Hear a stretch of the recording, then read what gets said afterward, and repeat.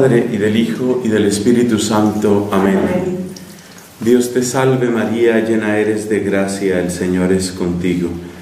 Bendita tú eres entre todas las mujeres, y bendito es el fruto de tu vientre, Jesús. Santa María, Madre de Dios, ruega por nosotros pecadores, ahora y en la hora de nuestra muerte. Amén.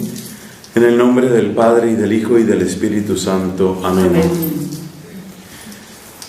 San Buenaventura vive en pleno siglo XIII. Es contemporáneo de principio a fin con nuestro querido Tomás de Aquino. Ambos enseñaron en la Universidad de París. Ambos recibieron la oposición, especialmente del clero diocesano, que tenía pues control sobre esa universidad. En particular, hubo un personaje llamado Guillermo de Santo Amor, que escribió una obrita y la puso a circular. Esa obra llevaba por título Los peligros de los últimos tiempos. Y entre los peligros de los últimos tiempos, que ya habían llegado en el siglo XIII y que siguen todavía los últimos tiempos, está esto de las órdenes mendicantes. Guillermo de Santo Amor presenta argumentos en contra de la vida mendicante, de la vida religiosa como la conocemos, y básicamente el esquema de Santo Amor es que los religiosos tienen derecho a existir en el modelo monástico. Ese es su espacio, y que es propio del diocesano y que es propio de la iglesia local la enseñanza como se ejerce ahí en la Universidad de París. Tanto Buenaventura como Tomás tuvieron que responder a ese desafío. La obra de Tomás lleva por título Contra aquellos que impugnan el ingreso en religión, contra impugnantes. Y Buenaventura escribe también una obra en defensa de la vida religiosa.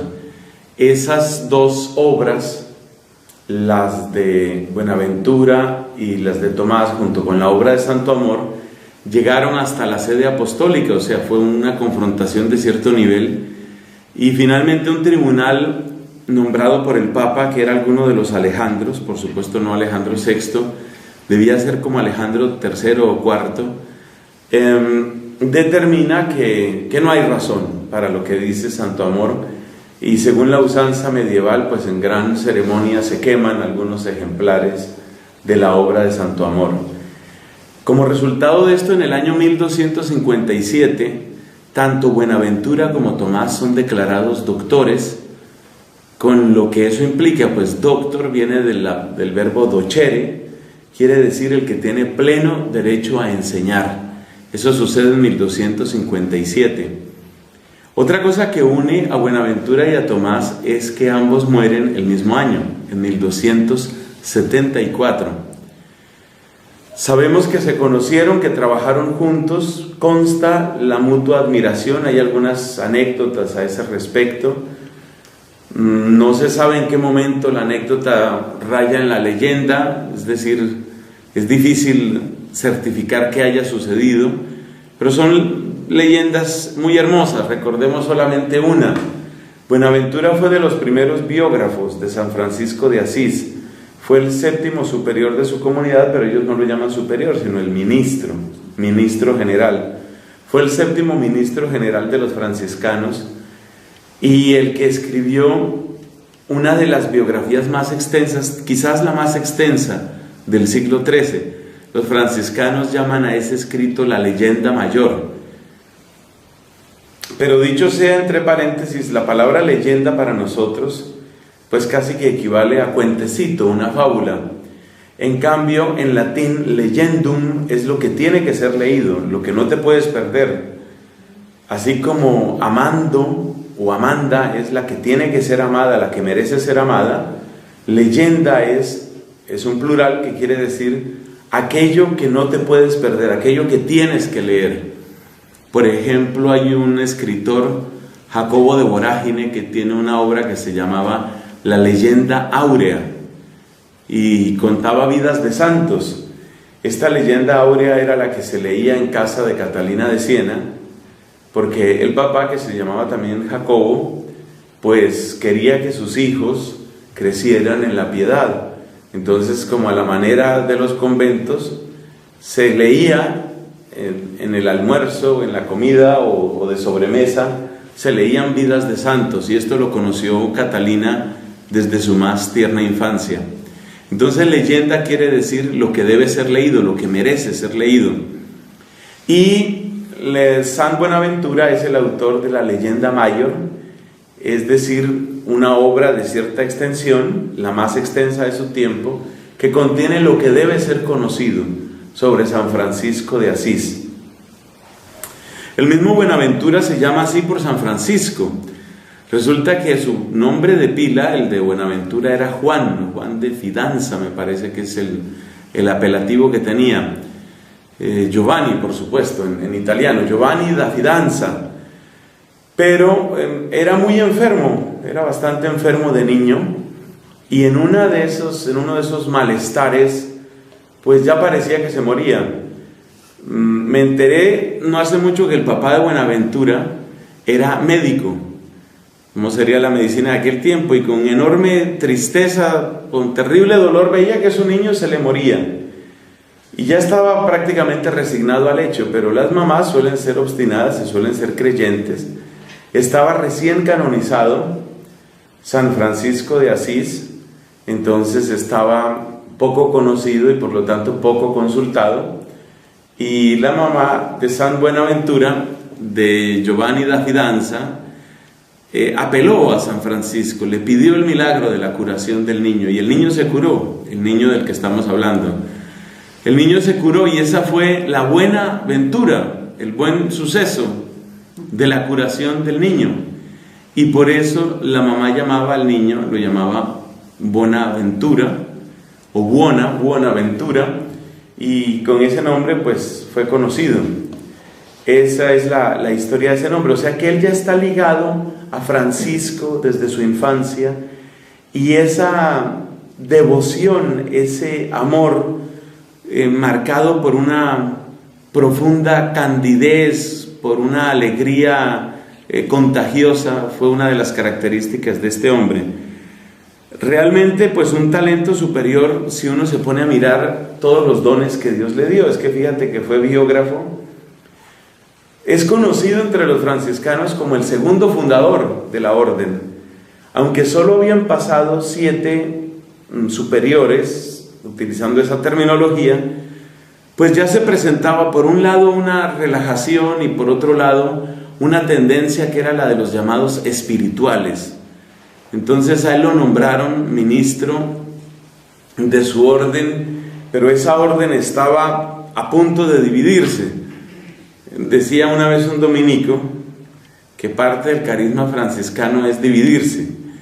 Entonces estaba en la primera de esas tensiones, la primera de esas divisiones, y esa tensión tenía 2 características. Por una parte, los rigoristas contra los laxos, ¿no? Y ambos pues buscaban cierta justificación tanto en Francisco como en el Evangelio. El rigorismo pues por las penitencias y el extremo de servicio al que llegó Francisco, y los laxos porque tomaban como el aspecto más amable, el aspecto más simpático y amigable de Francisco. Entonces, la perfección franciscana no está en los muchísimos ayunos o penitencias, ni en esa esclavitud de la ley. Eso no fue lo que quiso nuestro Padre Francisco. Él quiso que fuéramos fraternos, que fuéramos alegres, que fuéramos acogedores. Esa era una tendencia.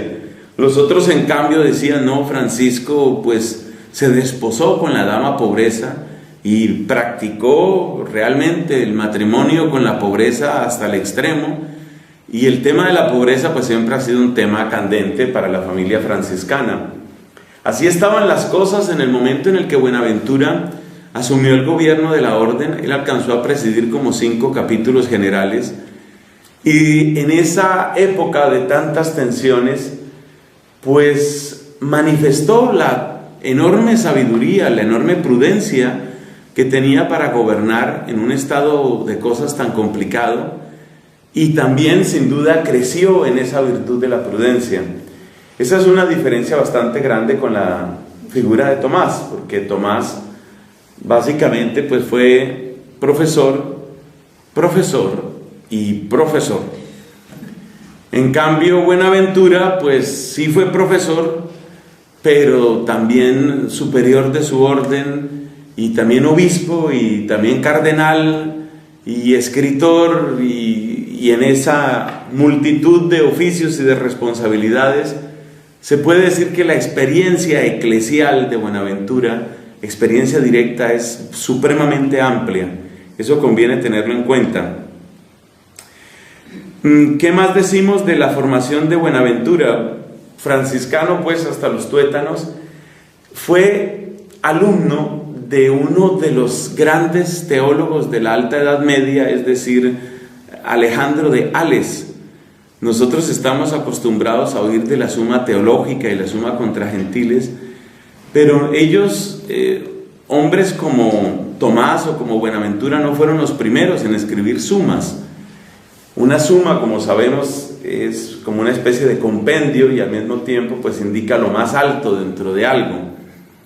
Entonces la Suma Alensis, o sea, la suma de Alejandro de Ales, había servido de material de estudio a Buenaventura.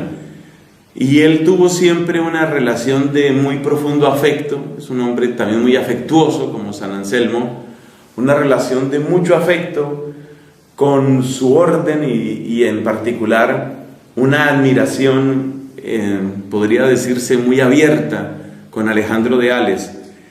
Pero Buenaventura, en el momento de escribir sus obras, no sigue el esquema de Alejandro de Ales, seguramente contenido sí, sino sigue lo mismo que Tomás a la gran referencia de la época, que era Pedro Lombardo.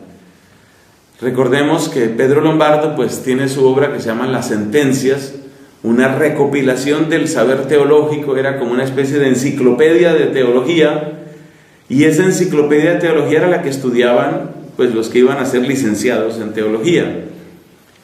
Entonces el proceso era, ya lo dijimos la vez pasada, pues 2 años de Biblia y después unos 2 años de estudio de las sentencias de Pedro Lombardo. Y luego cuando ya escribían sobre Pedro Lombardo y cuando ya entraban en las disputas universitarias, pues eventualmente recibían el título de doctor. O sea que más o menos el procedimiento era algo así como bachiller en teología, licenciado en teología, doctor en teología. Guardando un poco las proporciones, es lo que se sigue haciendo hoy, aunque los tiempos pues han crecido mucho más. Entonces el bachillerato en teología pues suele tomar muchos más años, y la licenciatura otros tantos, y el doctorado muchos más, pero el esquema más o menos es el mismo. En las obras de San Buenaventura se destacan el deseo de fidelidad a la Iglesia, el deseo de fidelidad a la autoridad local. Buenaventura es más obediente que Santo Tomás, para lo bueno y lo malo que eso tenga, es más obediente, y también en el hecho de que varias veces comenta que él no quiere ser original. Es muy interesante esto, se trata de un hombre muy brillante, con una gran capacidad personal, pero él insiste en eso, que no le interesa ser original. Él quiere exponer la fe de la Iglesia, él quiere ofrecer el tesoro común, y en esa humildad pues es evidente su sinceridad. Conviene recordar una última diferencia desde el punto de vista de enfoque o de marco de referencia teórico. Buenaventura va mucho más en la línea de San Agustín, mientras que Tomás, alumno de Alberto Magno, pues quiere integrar de un modo bastante completo la sabiduría que viene del mundo pagano, concretamente de Aristóteles. Entonces, en ese sentido hay una diferencia bastante marcada, porque mientras que Tomás le da toda esa importancia a Aristóteles, y muchos de los términos aristotélicos pues entran completamente, aquello de acto, potencia, materia, forma, las categorías, la sustancia, todo esto que se llega a convertir como en una especie de armazón permanente en el pensamiento de Tomás, no existe así en Buenaventura. Buenaventura en ese sentido está más cerca de una tradición directamente bíblica, patrística y diríamos más eclesial. De hecho tiene palabras de cierta desconfianza, por no decir desprecio, frente al uso de la sabiduría pagana. Tiene capacidad para admirar el talento, para admirar el genio, por ejemplo, de un Platón, pero se da cuenta que esa sabiduría no tiene la verdadera fuerza para transformar la vida humana. Esta es otra diferencia entre Buenaventura y Tomás. Se puede decir que Buenaventura es mucho más existencial y mucho más pastoral. Tomás es más intelectual y más especulativo. Es interesante, según eso, que la Iglesia haya aprovechado mucho más los escritos de Santo Tomás que los escritos de Buenaventura. Y no sobra la pregunta de ¿por qué? ¿Por qué los escritos de Santo Tomás están tan presentes como lo puede mirar uno, por ejemplo, en el Catecismo? Tomemos el Catecismo de la Iglesia Católica. Alguien dirá, bueno, es que el jefe de la comisión era un dominico. Pero tomemos el Catecismo de la Iglesia Católica y veamos el número de veces que se cita Santo Tomás y otras más en las que no se cita, pero se usa. Y es muy abundante. Buenaventura no tanto. Yo creo, por aventurar una pequeña explicación, yo creo que la razón está en esto, en que finalmente cuando la Iglesia trata de exponer su fe, cuando trata de presentarla, incluso de defenderla, pues de lo que se trata es de enfrentar dificultades. Es decir, si la teología hubiera que hacerla únicamente para los convertidos y únicamente para los creyentes, y si ese fuera como su uso principal y primero, es posible que tendrían mucha más fuerza, por ejemplo, un San Buenaventura o un San Anselmo. Pero como continuamente ha sucedido en la historia, que la Iglesia tiene que enfrentar cuestionamientos duros que vienen, por decirlo así, desde fuera, entonces resulta de particular utilidad un pensamiento como el de Santo Tomás, que toma precisamente a uno de fuera, es decir, a Aristóteles, y desde las categorías del que no tiene fe, aprende a decir la fe y logra exponer la fe. Entonces, por la condición histórica que tiene la Iglesia, que según vemos, tiene que defender la fe muchas veces frente al que desconfía de la autoridad de la Iglesia y frente al que desconfía de la revelación, pues el que no tiene la revelación, el que no cree en la revelación y el que no cree en la Iglesia, ¿qué usa? Pues la razón. Y utiliza una razón sin referencia a una tradición creyente. Eso es paganismo.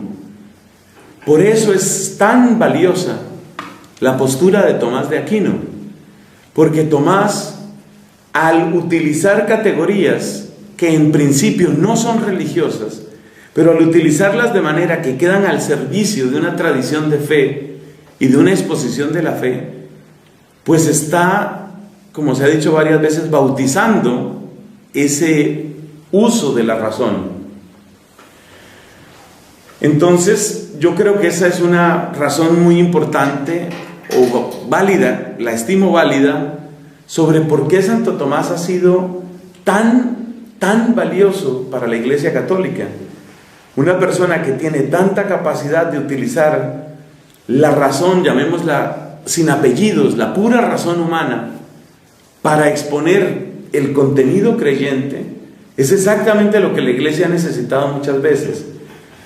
Y si nosotros pensamos en los grandes debates de nuestro tiempo, sobre todo debates éticos, pues vemos que la situación sigue siendo esa. La persona que está a favor de la despenalización o de la liberalización del aborto voluntario, pues normalmente no es una persona de iglesia. De hecho, pues se supone que no está comulgando con lo que dice la iglesia.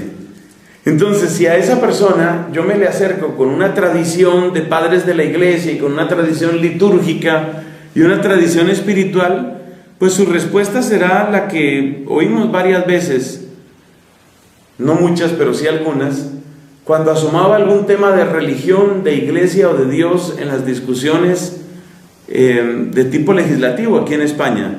La respuesta siempre es: mire, su opinión es suya, su fe es suya, aquí no quiera imponer su fe sobre todos. Entonces, de hecho, la iglesia ha tenido que aprender a defender la vida, a defender el matrimonio, a defender el amor humano desde el terreno de una razón que no se abre inmediatamente a los recursos y a la riqueza de la fe. Bueno, esa es como una especie de paréntesis sobre por qué esa paradoja, que Buenaventura es más existencial, Buenaventura es más pastoral, y sin embargo la iglesia, que está preocupada por la existencia humana, por la vida de la gente, y que tiene ante todo un ministerio de pastoreo, pues sin embargo resulta utilizando más los escritos de un Santo Tomás de Aquino. Si uno, por ejemplo, hablemos del caso vuestro, si se quisiera leer un autor, me parece a mí que es mucho más fácil la lectura, fluye con mayor facilidad la lectura de un hombre como Buenaventura. Tiene su obra que se llama Breviloquio. El Breviloquio es el compendio de otra obra mucho más extensa que se llama El itinerario de la mente hacia Dios. Y tiene otra obra que se llama La Reductio Omnium Artium in Theologiam, o cosa parecida, que es algo así como la reconducción, el llevar todas las ocupaciones humanas a la teología. Bueno, a ver, aclaremos algo sobre el latín. En castellano, reducir es empequeñecer. Reductio, la reductio no es reduzcamos, no es empequeñezcamos, sino más bien, como traduje, reductio es reconducir, es volver a llevar. Esa es la primera aclaración. Cuando dice Buenaventura omnium artium, es decir, de todas las artes son no la pintura y la escultura y el teatro en primer lugar, sino es en el mismo sentido en el que se utilizaba la palabra artes en la universidad en el siglo XIII. Lo que se llamaba la Facultad de Artes, pues aludía a todos aquellos oficios que son oficios humanos. La palabra arte aparece así conectada semánticamente con la palabra poesía en griego. El verbo poió en griego quiere decir hacer, y la poesía es un oficio, es algo que se hace. Después ha quedado ese significado limitado únicamente a una forma de literatura, pero originalmente lo poético, la poesía, es todo lo que implique un hacer humano. Y el hacer, el arte, pues lo mismo, tiene que ver con todo aquello que es actividad humana.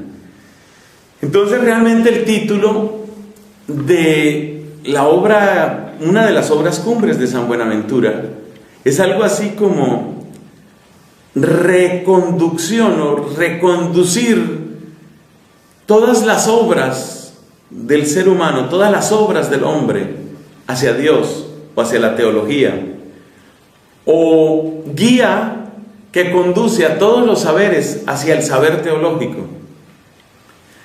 Lo que le interesa a San Buenaventura, y es la idea que preside esa obra, que también se deja leer muy bien, lo que preside a esa obra es dos cosas. Primero, que la actividad intelectual humana es fundamentalmente una, y que el mismo ser humano que puede aplicar su inteligencia, por ejemplo, para hacer cosas, ese mismo ser humano, si educa su inteligencia, es el mismo verbo ducere, ¿no? Educar, si conduce su inteligencia, puede salir al encuentro de Dios. Entonces la primera idea es, quien quiera que seas, si tienes la capacidad de entender algo de algo, ya tienes la capacidad para entender algo de Dios. Y la segunda idea es mostrar cómo la teología es un saber supremo, algo así como una especie de montaña, pero una montaña surcada de caminos. Sí hay caminos, sí se puede subir, y en la cumbre está el saber sobre Dios, y se puede saber sobre Dios.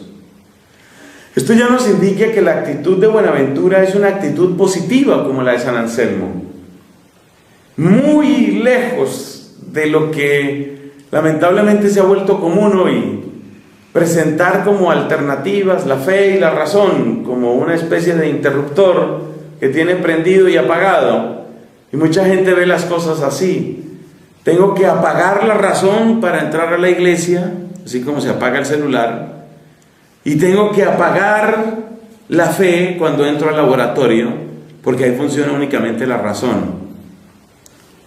Buenaventura es un ejemplo maravilloso, otro más, ya hemos visto el de San Anselmo, es un ejemplo de una persona que mira la inteligencia como un regalo, y ese regalo, aunque lo hayas aplicado a muchas otras cosas, no lo pierdas, que con ese mismo puedes buscar también a Dios. Es decir, tu inteligencia no es un obstáculo, sino más bien es un aliado, es un recurso en tu búsqueda de Dios. En eso se parece a San Anselmo. Y también se parece a San Anselmo en otra cosa, en que si nosotros miramos el quehacer de la razón con respecto a la fe, hay unos usos inapropiados y hay unos usos apropiados, pero los usos apropiados tienen algo en común, y es el amor. Lo mismo que decía San Anselmo y que van a decir también otros autores, es el amor el que tiene que empujar la inteligencia en su camino. No puede ser ni la soberbia, ni la curiosidad, ni la pretensión de controlar. Bueno, miremos, siguiendo una exposición o un par de exposiciones del Papa Benedicto, miremos un poco cómo plantea Buenaventura esta relación entre el conocer y el creer, entre la teología y los demás saberes, entre el ser expertos en Dios y el ser expertos en humanidad. Por cierto, la palabra experto viene pues de un verbo, experior, que es algo así como ser afectado por. Expertus sum quiere decir, a mí me ha pasado, a mí me ha sucedido. Entonces, ser experto en Dios es que Dios ha acontecido, Dios ha sucedido en mi vida. Y un poco esa idea se recobra cuando se habla de la experiencia de Dios. En la tradición monástica se habla también del padecer a Dios, ¿no? Pati deo. Pasior es el verbo del padecer, y la vida monástica ha sido descrita como un pati deo, es decir, que Dios impacta y que Dios impacte mi vida. Estoy aquí porque Dios ha impactado mi vida, y estoy aquí para que Dios impacte mi vida. El Papa Benedicto no oculta, su entusiasmo por San Buenaventura. Menciona siempre con gran respeto, con gran veneración a Santo Tomás, pero es claro, y no podemos ser celosos, es claro que su cariño está más cerca de Buenaventura. Y yo creo que nosotros, una vez más dejando especie de orgullos, nosotros debemos aprovechar más a un hombre como Buenaventura. Por la misma razón que dije antes del éxito de Tomás. Si el gran éxito de Tomás es el uso de la razón como tal, la razón como don natural, que desde luego queda al servicio de un contenido más allá de la razón, pues eso es lo propio del diálogo con el mundo. Pero una vez que estamos apasionados por Dios, una vez que nos ha enamorado, una vez que somos de casa, una vez que ya no tenemos que demostrar frente a otros lo que creemos, sino que ya sentimos que únicamente nos mueve el amor de saber más, yo creo que Buenaventura tiene mucho que darnos. El Papa Benedicto hizo su tesis doctoral sobre San Buenaventura y por lo menos en 2 ocasiones se ha referido muy expresamente a él. Hacia marzo del año 2010, esto lo encuentran ustedes en la página web del Vaticano, en las famosas catequesis que hacen los miércoles los papas. Creo que esa tradición la inició Pablo VI, no sé si estaba ya antes. Entonces, pues hacia marzo de 2010, el Papa Benedicto dedicó 3 catequesis a San Buenaventura. Un poco sobre su vida, otro poco sobre su obra y otro poco en concreto sobre su visión de la teología. Y luego pues se han inventado esto que llaman los premios Ratzinger. Los premios Ratzinger son algo así como un Nobel, como un premio Nobel para la teología. En el año 2011, por cierto, un sacerdote español, Olegario González de Cardedal, fue galardonado con ese premio. Bueno, en la ceremonia de entrega de los premios Ratzinger del 2011, pues habló el Papa, por supuesto él está ahí, y ahí tomó como referencia, aunque fueron solo 3 párrafos, su discurso fue muy breve, pues aprovechó sus 3 párrafos para hablar de su muy amado San Buenaventura, y por supuesto lo hizo muy bien y con mucho contenido. Bueno, vamos entonces a los escritos. Ya hemos dicho que cosas que se pueden leer son el breviloquio, el itinerario de la mente hacia Dios y la reducción o reconducción de todos los saberes hacia la teología. Tiene muchas más obras, muchas más. Hay una que no la he leído, pero que creo que debe ser muy interesante, que es sobre cómo ser un buen superior. Y entonces él hace la comparación con los serafines del capítulo 6. ¿De quién es? De Isaías. Claro que esos no son serafines, sino querubines. Pero en todo caso él habla ahí de serafín. Bueno, los querubines del capítulo 6 de Isaías tienen 3 pares de alas, o sea, tienen 6 alas. Entonces, según San Buenaventura, que tiene experiencia de ser superior y de manejar problemas y gente complicada y gente extremista y gente depresiva y gente desanimada y gente escandalosa y todo lo que tiene que manejar un superior en esas condiciones, dice que el superior tiene que ser un querubín. Un querubín, y como buen querubín tiene que tener 6 alas. Y entonces cada uno de los capitulitos es un ala. Todo muy tierno y muy franciscano, como debe ser. Entonces el querubín tiene que tener 6 alas. Pues vamos a contar cuáles son las 6 alas del superior. Entonces ahí cuenta que, por ejemplo, tiene que tener espíritu de justicia, tiene que tener oración, tiene que tener, bueno, Ahí hace la descripción del perfecto superior. Así que son muchas más las obras, pero aquí únicamente mencionamos esas, con la viva esperanza de que alguien se anime, porque uno se puede animar un día. Y uno dice, hombre, si están esas obras, pues están para nosotros, están para aprovecharlas. Bueno, hablemos sobre el tema de la razón. ¿Cómo ve este hombre la razón? San Buenaventura, en el prólogo a su comentario a las sentencias, lo mismo que Santo Tomás, ya dijimos, Buenaventura hizo un comentario a las sentencias de Pedro Lombardo. Habla de un doble uso de la razón. Quien está expresándose así es el Papa Benedicto, refiriéndose a qué enseña Buenaventura, ¿no? Un doble uso de la razón. Hay un uso de la razón que es inconciliable con la naturaleza de la fe. Y a eso solemos llamarlo racionalismo. Una cosa es ser racional y otra cosa es ser racionalista. Hay un uso que es inconcebible con la naturaleza, inconciliable con la naturaleza de la fe. Y otro, en cambio, pertenece a la naturaleza de la fe. Fíjate el parecido con lo de Anselmo. Para Anselmo también lo mismo, ¿no? Hay un modo de razón que aleja, hay un modo de razón que acerca. Bueno, ¿cómo plantea la diferencia? ¿Cómo hace la comparación Buenaventura?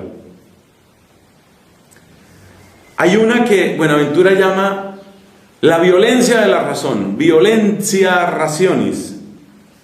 Es el despotismo de la razón. ¿Y en qué consiste? Es la razón que quiere juzgarlo todo. La razón que quiere nombrarse como juez último. Recordemos la frase que creo mucho es de San Atanasio. Hay gente que cree que no puede suceder sino lo que ellos entiendan. Si yo no lo entiendo, no ha sucedido. Eso es la violencia rationis, es el despotismo de la razón. Hace poco leí un artículo interesante, que por ahí lo mandé también en mi boletín, que habla de la racionitis o razonitis. La razonitis o racionitis es dice muy simpático el padre que escribe eso, dice, es la inflamación de la razón. Se le ha inflamado la razón. Hombre, tienes un don que es pensar, ¿está bien? Pero no es el único don que tienes. Y la razón no debe inflamarse hasta el punto de ocuparlo todo, no. Hay otro espacio para muchas otras cosas.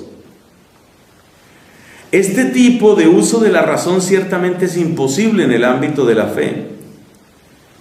Y explica todavía mejor nuestro Papa Benedicto. ¿Qué entiende con ello San Buenaventura? ¿Qué es la inflamación de la razón, según Buenaventura? Una expresión del Salmo 95 puede mostrarnos de qué se trata. Dice Dios a su pueblo: en el desierto vuestros padres me pusieron a prueba. Es el del invitatorio, ¿no? Y me tentaron aunque habían visto mis obras. Me tentaron aunque habían visto mis obras. Sigue el Papa. Aquí se alude a un doble encuentro con Dios. Ellos habían visto mis obras, dice el texto, pero no les basta. Quieren poner a prueba a Dios. Esa es la racionitis. Es decir, en circunstancias que yo pueda controlar, en lenguaje que yo pueda entender, en las categorías que a mí me gusten, Dios tiene que caber. Y si no cabe, no existe. Si lo que Dios manda no cabe en las categorías que a mí me gustan, en el lenguaje que yo entiendo y en la experiencia que yo tengo, no vale lo que Dios diga. Esa es la inflamación de la razón. Ponen a prueba a Dios, dice el Papa. Quieren someterlo al experimento. Por decirlo así, Dios es sometido a un interrogatorio y debe someterse a un procedimiento de prueba experimental. Es lo mismo que encontramos en los evangelios. Después de tantos milagros, Bueno, sí, está bien, el paralítico caminó, el ciego vio, el sordo oyó, pero aquí, que estamos con la cabeza bien despejada y que estamos muy atentos a observar, a ver, señal en el cielo, haz una señal en el cielo. Es decir, en condiciones controladas por mí, en condiciones en las que yo soy dueño, muestra una señal en el cielo. Y dice Jesús, pues a este pueblo no se le dará señal. Este pueblo pide una señal, no se le dará más señal que la señal de Jonás. Ese querer poner a prueba a Dios, ese controlar las circunstancias, ese llevar a Dios al laboratorio, ese someterlo a interrogatorio, esa es la inflamación de la razón, esa es la violencia rationis. Y termina diciendo el Papa a este respecto: existe un límite a ese uso de la razón. Dios no es un objeto de la experimentación humana, Él es sujeto y se manifiesta solo en la relación de persona a persona. Con Dios no se puede hacer un experimento, se puede hacer una experiencia, tener experiencia de Dios. Acuérdate, expertus sum quiere decir a mí me ha sucedido.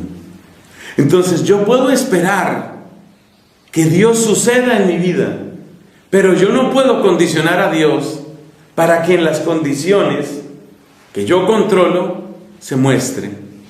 No es un experimento, puede ser una experiencia, pero esa experiencia es ante todo experiencia de encuentro. Por eso el Papa le da tanta importancia a esta categoría. Bueno, y el otro uso de la razón, ya vemos cuál es el uso inapropiado, incorrecto. ¿Cuál es el uso correcto entonces? Lo explica de la siguiente manera. En esta perspectiva, San Buenaventura alude a un segundo uso de la razón, que vale para el ámbito de lo personal. Y para mí es uno de los motivos por los que el Papa toma una cierta distancia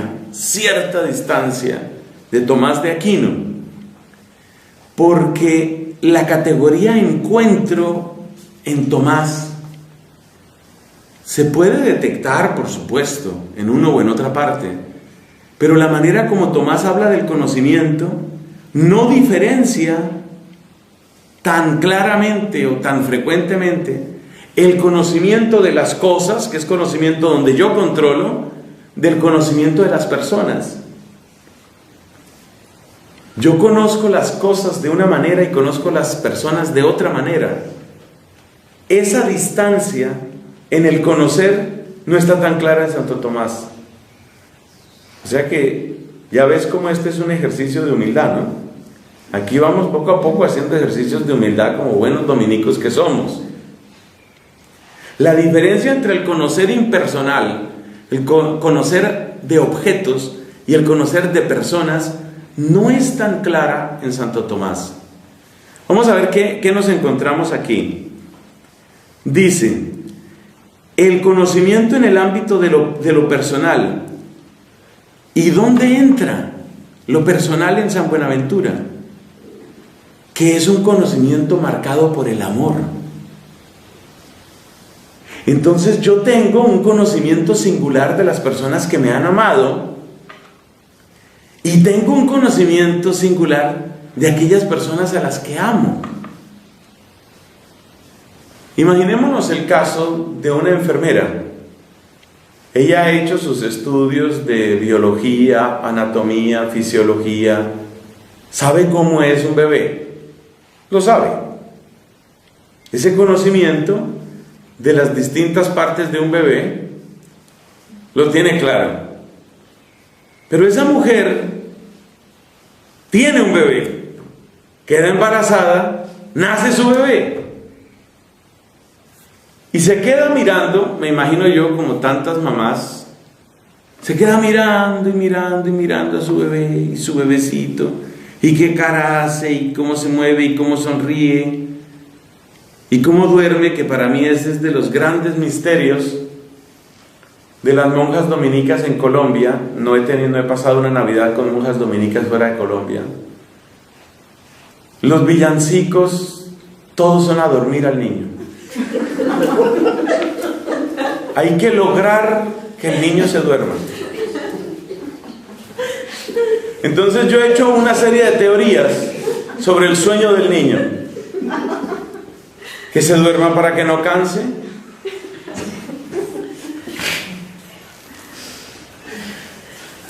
Que se duerma para estar seguros de que está bien. El hecho es que entre un 72 y un 75% de los villancicos de las monjas en Colombia son dormir al niño. Uno de hombre quiere otras cosas, que el niño juegue fútbol, que el niño camine, que el niño juegue, pero ellas no, que el niño se duerma. Hay un villancico que habla de hipnotizar al niño. Bueno, la mujer esta, la enfermera, que se queda mirando al niño que duerme, mirando hasta los más pequeños gestos de la carita del bebé. ¿Qué tipo de conocimiento está teniendo? Ella llega a conocer a ese, lo llega a conocer mejor que a cualquiera. Y por eso luego el bebé crece, y por eso las mamás suelen tener un conocimiento tan impresionante sobre el mundo interior de sus hijos o de sus hijas.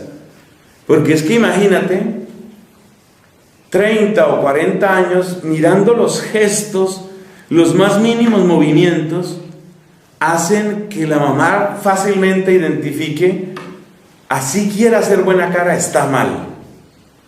Eso lo logra porque lo ha mirado mucho, y lo ha mirado mucho porque lo ha amado mucho. Entonces, para Buenaventura, el tipo de conocimiento que se requiere cuando se trata de Dios no es el conocimiento de ver cómo está ensamblada la Trinidad. A ver, esta pieza queda aquí, esto queda acá.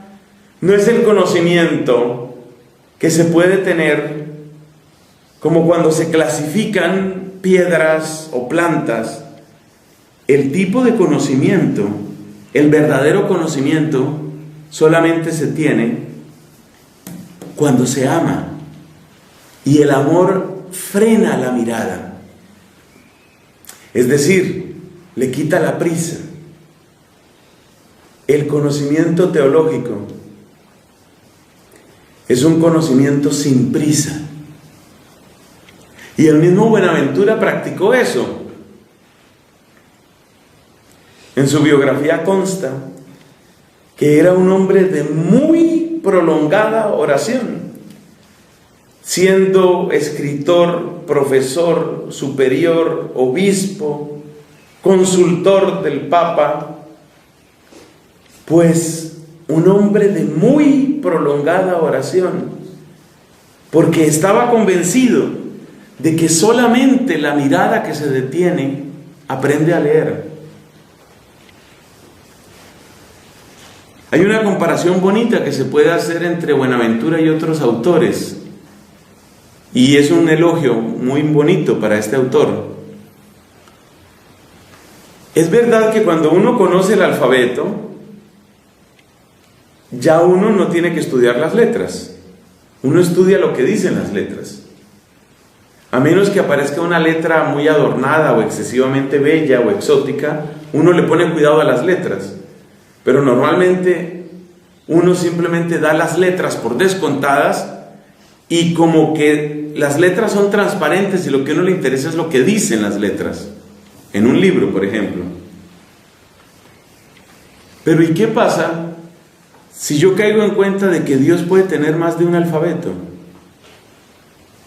Entonces tengo que aprender el alfabeto de Dios más de una vez.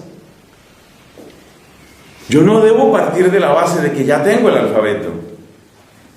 Cuando se va a una cultura totalmente distinta, Entonces ve uno unos caracteres árabes que a veces no hay que buscarlos lejos, sino que aquí en España se va uno a Andalucía y ve un poco de caracteres árabes que avisan para el tráfico y que avisan para otras cosas. Pues lo primero que uno tiene que aprender es pues los signos esos que son. Entonces, para Buenaventura la manera de encontrarse con Dios es esa. Yo no le sé el alfabeto, no sé qué alfabeto voy a usar esta vez. Y por eso la primera actitud es la actitud de la contemplación. La primera actitud es la actitud de la escucha. La primera actitud es la de la fascinación, la del amor.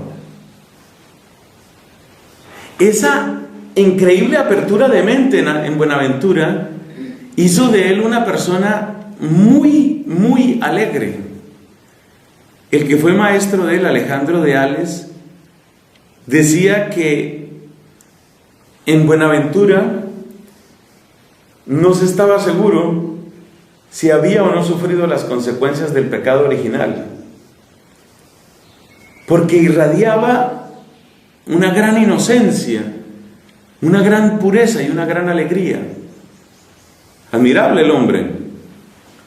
Y esa es la apertura que también muestra él en la manera de expresarse sobre el amor. Entonces, la naturaleza, vamos a decir que es un alfabeto, y luego paso a la cruz, y la cruz es otro alfabeto. Entonces yo no tengo que juzgar el alfabeto de la cruz desde el alfabeto de la naturaleza. Y no es casualidad que utilice ese ejemplo, pues ese es el ejemplo franciscano. Francisco es el gran admirador de la creación y Francisco es el gran espejo de la cruz. Este es un estigmatizado que admira el canto de los pájaros. Es decir, es un políglota de Dios. Eso es Francisco. Es un políglota de Dios. Le entiende distintos lenguajes. Entonces, ¿qué me quiere decir Dios con esta enfermedad? ¿Qué me quiere decir Dios con esta tentación? ¿Qué me quiere decir Dios con este amanecer? ¿Qué me quiere decir Dios con estas palabras del obispo? El obispo dice que nosotros no debemos estarnos mezclando tanto con Aristóteles. Pues yo le hago caso. Ese fue más obediente. Mientras tanto, los dominicos, que tenemos otro servicio, o sea, cada uno tiene su servicio, entonces dijeron, bueno, pero hay cosas de Aristóteles que se pueden utilizar. Y cada vez fueron ampliando más lo que se podía utilizar de Aristóteles. Y finalmente pues se utilizó todo. Las dos cosas pueden ser útiles, pero quiero destacar el corazón de niño de Buenaventura y la importancia que le da al amor. El que ama entiende. El que ama sabe interpretar la palabra como fue escrita. El que ama no se equivoca. El que se sabe amado tiene preparado el corazón para recibir la palabra donde tiene que llegar. Entonces la razón solo funciona bien a la temperatura del amor. Si le quitas esa temperatura, funciona mal. Todos estos aparatos tienen un margen de temperatura. Cada vez tratan de hacerlos con un máximo margen. Yo me acuerdo que yo tuve una cámara digital hace años, o sea, eso fue el siglo pasado, y tuve que estrenarla en un invierno en Estados Unidos. Pues resulta que no, apenas salías al frío, la pila dejaba de funcionar. No estaba hecha para esa temperatura. Cada vez las hacen mejores. Cada vez son mejores. Pero tienen su rango de temperatura. Según Buenaventura, la razón humana tiene un rango de temperatura. Y es la temperatura del amor. Y si no estás en la temperatura del amor, del saberte amado y del querer amar, la razón funciona. Pero funciona mal. No funciona para gracia, sino para desgracia. Terminemos con otras anotaciones que hace el Papa Benedicto sobre cómo se mira entonces la teología. En ese enfoque, ¿qué es la teología? La teología es reflexión racional, reflexión metódica sobre la fe. No mata al amor. San Buenaventura recoge algunos argumentos contra el hacer teología. Ya dijimos desde San Anselmo que había esas dos tendencias, ¿no? Los antiintelectualistas, y eso sigue todavía, desde toda la vida.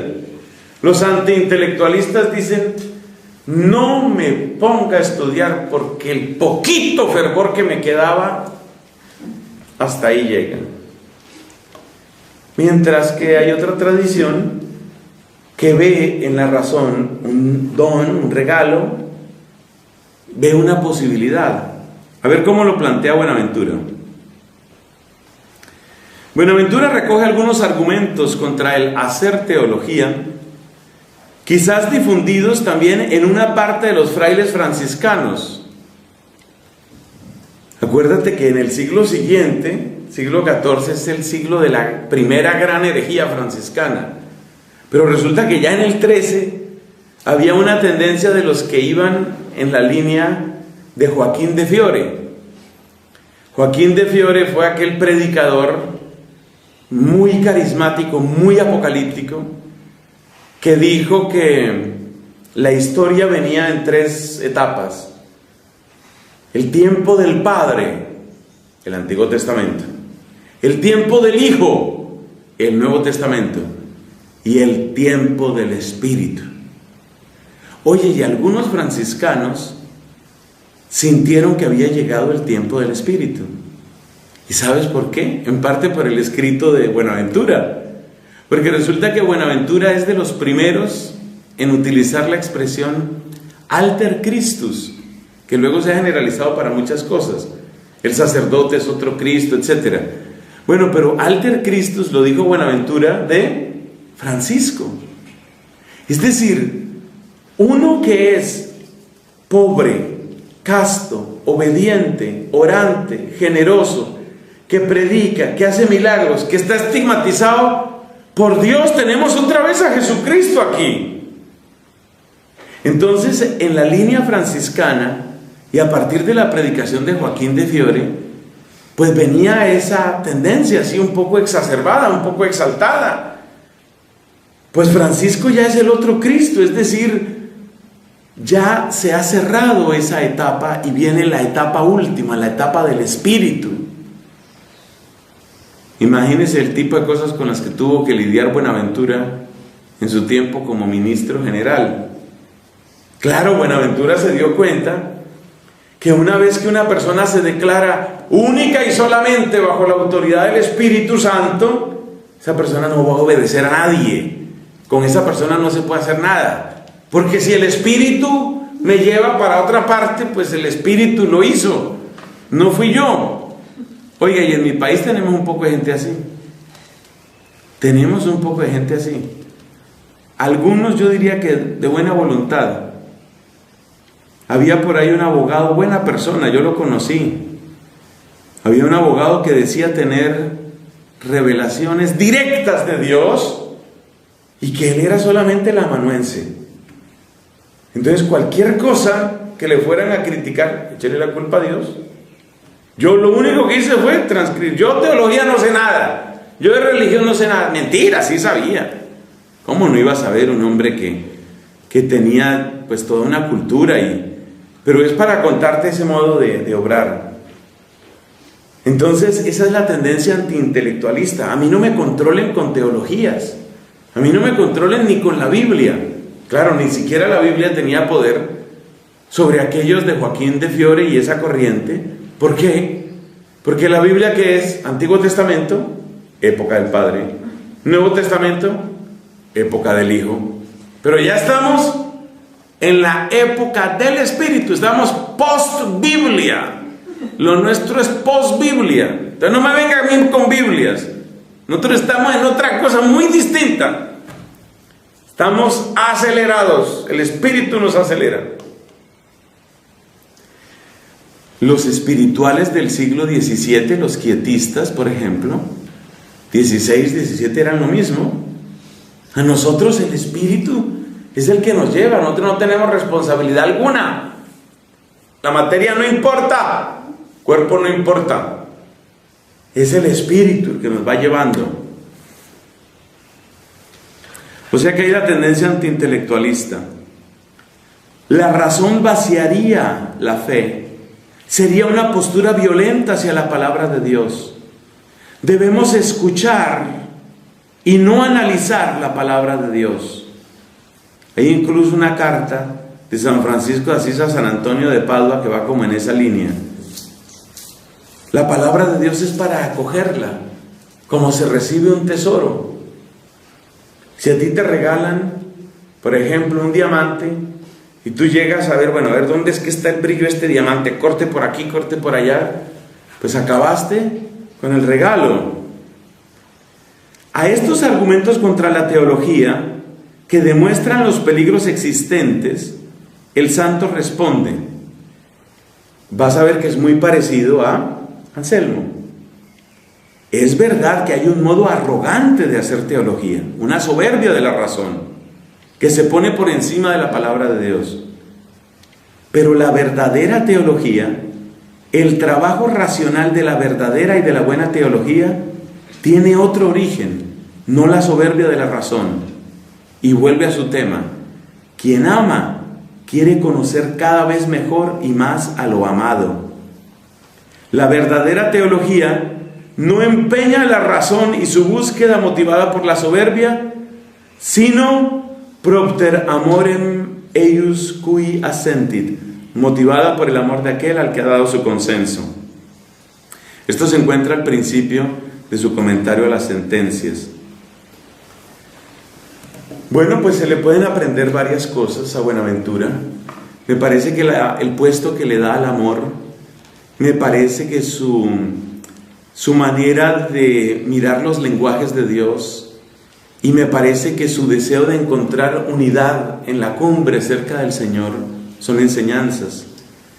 Y me parece que la primacía de la oración y de una vida de fascinación y de contemplación, pues también indica mucho. Indudablemente uno se pregunta, ¿qué tanto de esto tienen claro, todo lo claro que uno quisiera, algunos de los teólogos de nuestro tiempo? Porque daría la impresión de que caen exactamente en lo que Buenaventura critica. La soberbia de la razón, lo que yo no entiendo no puede ser, y las demás cosas. Bueno, que Dios, que nos ha dado estos maestros, nos permita aprovechar el contenido de la fe, agradecerlo, celebrarlo y compartirlo. Gloria al Padre, y al Hijo, y al Espíritu Santo. Como era en el principio, ahora y siempre, por los siglos de los siglos.